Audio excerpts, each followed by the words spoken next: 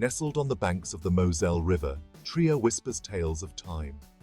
Germany's oldest city, it stands as a testament to a rich and layered past. Our journey takes us through the heart of this ancient city. Prepare to be captivated by Trier's charm. Trier's heart beats with the rhythm of over 2,000 years of history.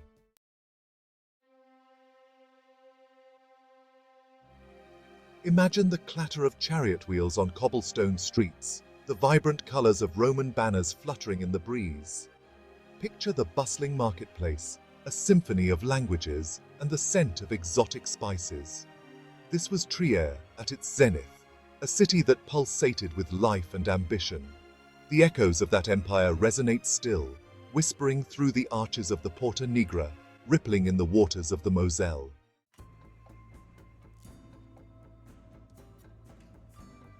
Our exploration of Trier's Roman heritage begins with the Porta Nigra, the Black Gate, a structure that has stood sentinel over the city for nearly 2 millennia. Its darkened stones, weathered by the passage of time and the elements, evoke a sense of awe and wonder, a tangible connection to a distant past. As we stand before this imposing structure, we are transported back to a time when Roman legions marched beneath its arches, their footsteps echoing through the ages.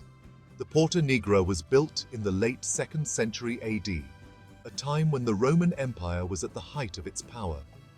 It served as the northern gate to the city, a symbol of Roman might and a testament to their engineering prowess. The gate's massive blocks of sandstone, some weighing up to 6 tons, were quarried from nearby hillsides and assembled without the use of mortar, a testament to the skill of Roman engineers.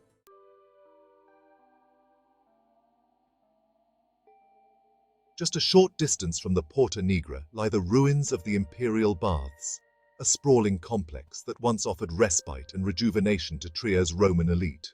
Imagine a place of steaming pools, intricate mosaics, and the murmur of conversation as citizens of the empire gathered to socialize and unwind. These baths were more than just a place to cleanse the body. They were a microcosm of Roman society, a place where social hierarchies were reinforced and power was displayed. Construction of the Imperial Baths began in the late 3rd century AD, during a period of great prosperity for Trier. The baths were designed on a grand scale, with soaring ceilings, expansive courtyards, and a complex system of hypocausts, underfloor heating that kept the baths warm even during the coldest winter months. Fragments of colorful mosaics, depicting scenes from Roman mythology and daily life, still adorn the floors and walls, offering a glimpse into the artistic sensibilities of the time.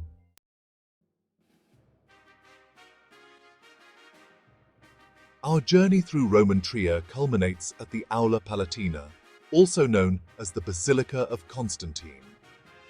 This imposing structure, with its massive brick facade and towering walls, stands as a testament to the power and majesty of the Roman Empire. Originally built as a throne room for Roman emperors, the Aula Palatina later served as the residence of medieval bishops and is now a UNESCO World Heritage Site. Construction of the Aula Palatina began in the early 4th century AD, under the reign of Emperor Constantine the Great. The basilica's design was revolutionary for its time, featuring a vast, open interior space that could accommodate thousands of people. Its massive brick walls, some over 90 feet high, were originally covered in colorful stucco and adorned with intricate frescoes, creating a visual spectacle that must have been breathtaking.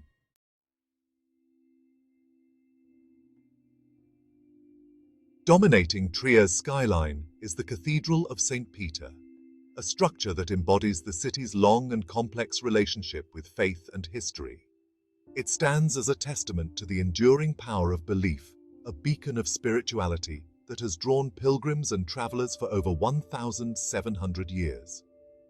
More than just a church, Trier Cathedral is a living museum, its very stones whispering tales of Roman emperors, medieval bishops, and the countless lives touched by its presence.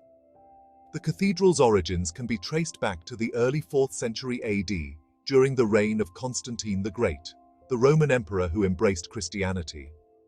Legend has it that Constantine's mother, Helena, discovered the seamless robe of Christ in the Holy Land and brought it back to Trier, then a major Roman city. To house this sacred relic, Constantine ordered the construction of a grand basilica, laying the foundation for what would become Trier Cathedral.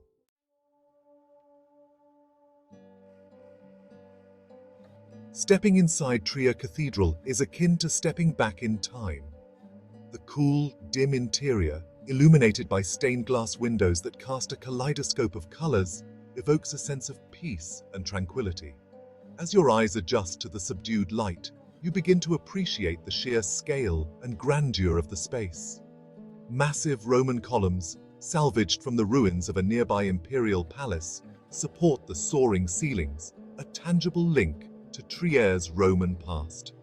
The cathedral's interior is a testament to the skill and artistry of generations of craftsmen. Intricate stone carvings adorn the capitals of columns, depicting biblical scenes and mythical creatures. Medieval frescoes, faded but still beautiful, cover the walls, offering glimpses into the religious beliefs of a bygone era. And above it all, the soaring Gothic arches, added during a major renovation in the 13th century, seem to reach for the heavens, a symbol of humanity's aspirations towards the divine.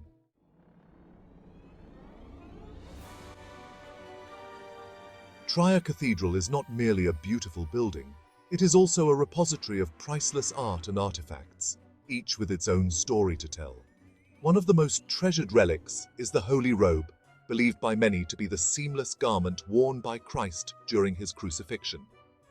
Housed in a special reliquary in the cathedral's treasury, the Holy Robe is only displayed to the public on rare occasions, drawing pilgrims from around the world.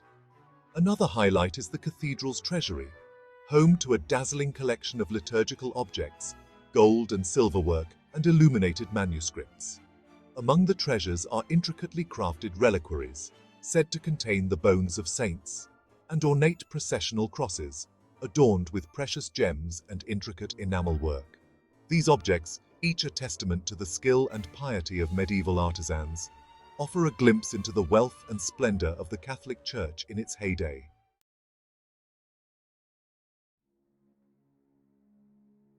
As you emerge from the cathedral, blinking in the sunlight, you carry with you not just the memory of its beauty, but also a sense of its profound historical and spiritual significance.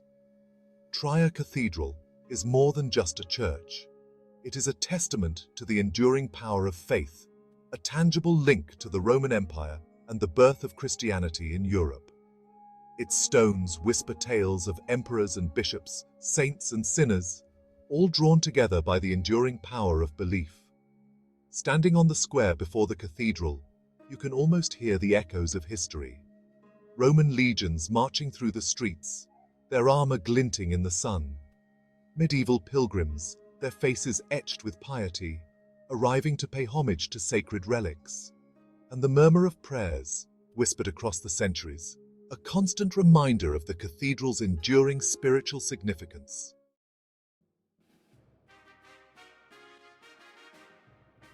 Just a stone's throw from the imposing Romanesque structure of Trier Cathedral rises a very different kind of sacred space, the Church of Our Lady.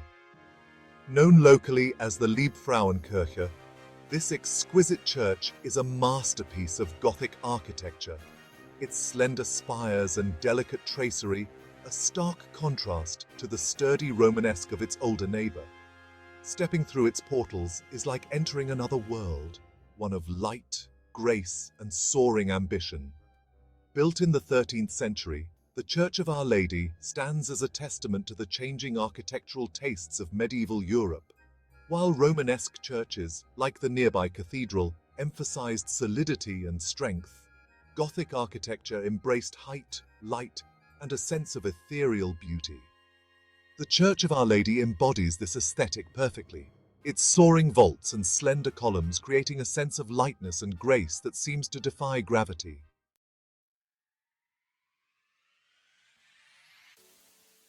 Stepping inside the Church of Our Lady, one is immediately struck by the sense of light and space.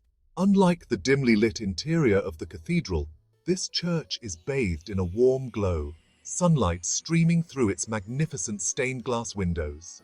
The high vaulted ceilings, supported by slender columns, seem to disappear into the heavens, creating a sense of awe and wonder that is both inspiring and humbling. The church's interior is a masterpiece of Gothic design. Ribbed vaults, a hallmark of Gothic architecture, create a sense of lightness and movement, while the pointed arches and slender columns draw the eye upwards towards the heavens. The overall effect is one of ethereal beauty, a space that seems to transcend its earthly bounds and aspire to the divine.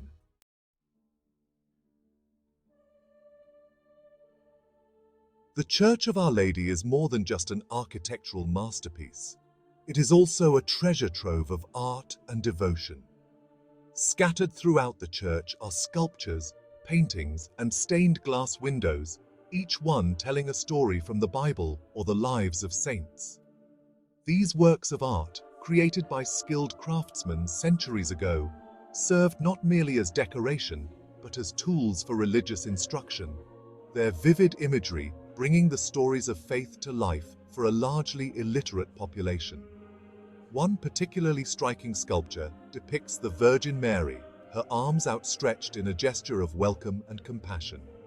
Known as the Madonna of the Consoling Cloak, this image was particularly popular in the late Middle Ages, a time of plague, war, and social upheaval.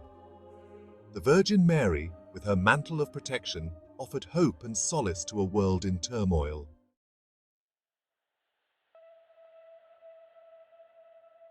Standing between the Cathedral of St. Peter and the Church of Our Lady, one is struck by the contrast between these two remarkable buildings. The cathedral, with its Romanesque solidity and dimly lit interior, speaks of an earlier era, a time when the church was a powerful force in both spiritual and secular life. The Church of Our Lady, on the other hand, with its soaring Gothic arches and ethereal light, reflects a changing world, one in which faith was expressed through beauty, light, and a sense of spiritual aspiration. Yet despite their differences, these two churches are united by a common thread, the enduring power of faith. For centuries, they have stood side by side, beacons of spirituality in the heart of Trier, drawing pilgrims and travelers seeking solace, inspiration, and a connection to something greater than themselves. As we conclude our journey through Trier, it's impossible not to feel the weight of history, not as a burden, but as a privilege. This is a city where empires have risen and fallen, and where the echoes of their ambitions still whisper through the streets. But Trier is not just a museum of the past. It's a vibrant testament to human civilization, a place where the past informs the present. But Trier is more than just a collection of historic monuments. It's a living, breathing city, its streets bustling with life, its air alive with the scent of freshly baked bread and the sound of laughter. The legacy of the Romans lives on, not just in its stones, but in the spirit of its people, a sense of history coming alive with every step you take. It's in the laughter of children playing in the shadow of the Porta Nigra and in the quiet reverence of visitors gazing up at the soaring arches of the cathedral.